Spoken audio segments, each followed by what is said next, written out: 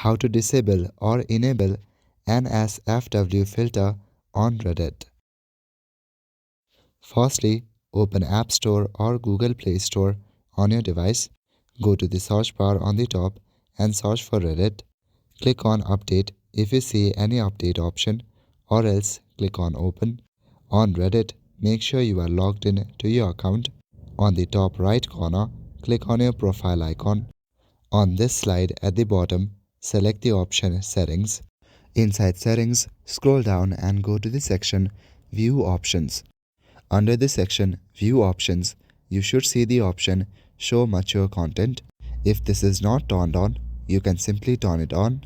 To turn off, simply click on the switch icon, and to turn on, again click on the switch icon. Now select the option Yes, I'm over 18.